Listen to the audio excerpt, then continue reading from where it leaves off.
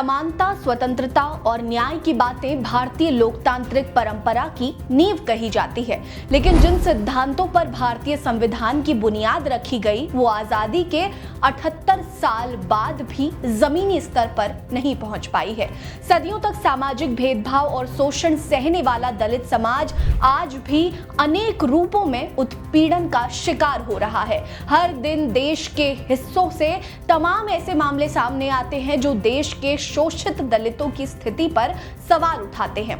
नमस्कार, मेरा नाम है रीटा। आज की वीडियो में मैं आपको पिछले 24 घंटे में पूरे देश में घटित हुए 5 ऐसे मामलों के बारे में बताऊंगी जिसकी चर्चा सबसे ज्यादा हो रही है। दलितों से जुड़ी पहली खबर उत्तर प्रदेश के मैनपुरी से सामने आई है, जहां बीजेपी के जिला मंत्री की गाड़ी को साइड न देने पर गुस्साए मंत्री जी ने एक दलित परिवार को पीट दिया। दरअसल ये मामला मैनपुरी के किशनी क्षेत्र का है, जहां बीजेपी जिला मंत्री हरिओम दुबे और उनके भाई अंकित दुबे ने एलाऊ थाना क्षेत्र के परिगवा गांव के रहने वाले एक दलित परिवार के साथ न केवल बुरी तरह से मारपीट की, बल्कि उनके साथ मौजूद दलित महिलाओं के भी कपड़े फाड़ दिए गए। उन्हें जाति सूचक गालियां दी गई। पीड़ित परिवार ने बताया कि वो इको गाड़ी से कुम्हौल गांव में होने वाले मेले में भंडारा करने के लिए जा रहे थे, तभी बीजेपी जिला मंत्री की गाड़ी पीछे से साइड मांगने लगी, लेकिन ज्यादा ट्रैफिक के कारण वे लोग साइड नहीं दे सके, जिसके कारण दोनों काफी गुस्से में गए और अपनी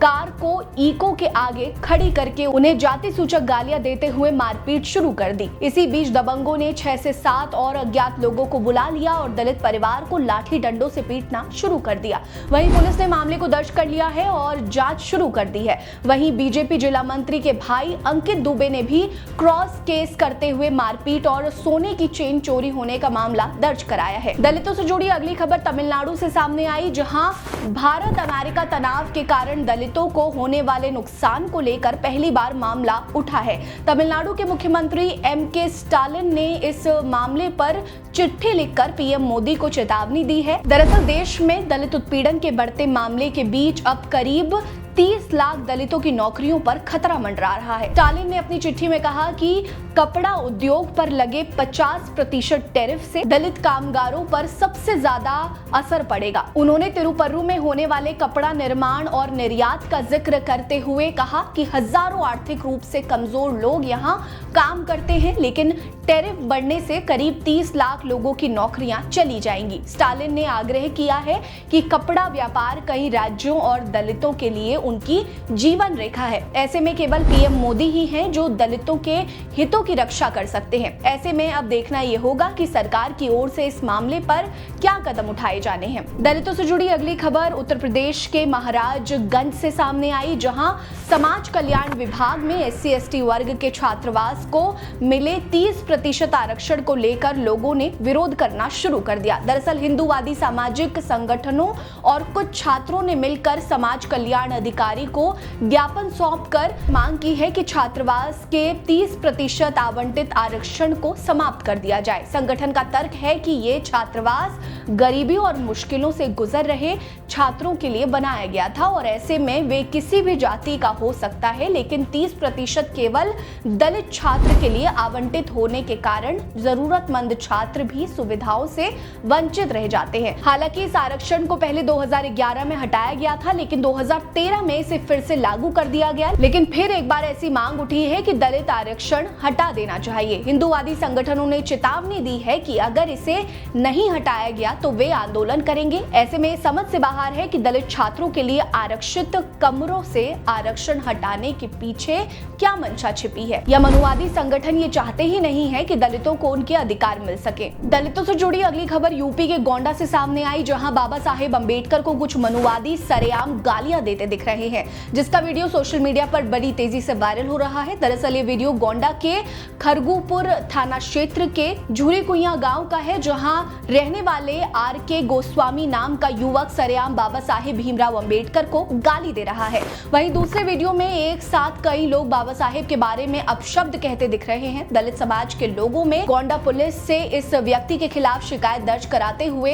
तुरंत कार्रवाई करने की मांग की है। हालांकि अभी तक इस व्यक्ति की गिरफ्तारी को लेकर कोई खबर सामने नहीं आई।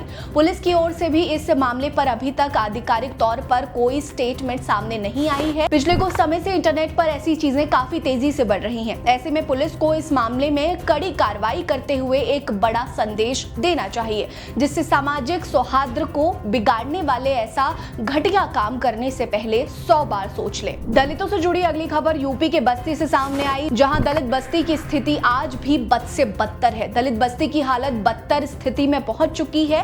50 दलित परिवार गंदे नाली के पानी और कीचड़ के बीच जीवन गुजारने को मजबूर हैं। दरअसल ये मामला सेमरा पंचायत का है, जहां रहने वाले करीब 50 दलित परिवार ने अर्जी लगाते हुए कहा कि नालियां पूरी तरह से जाम है, गंदा पानी सड़कों पर उतर आता है, ना ही कोई सफाई करने के लिए आता है और ना ही कोई सुध लेने को तैयार है। सालों से कोई सरकारी अधिकारी उनके इलाके में नहीं आया है।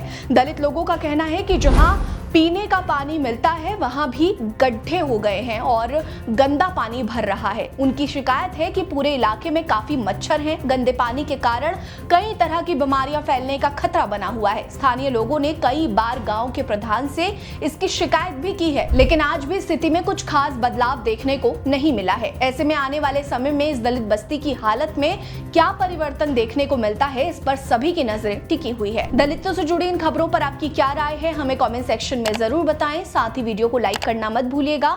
चैनल को जरूर सब्सक्राइब कर लीजिए। हमारे साथ बने रहिए। नमस्कार।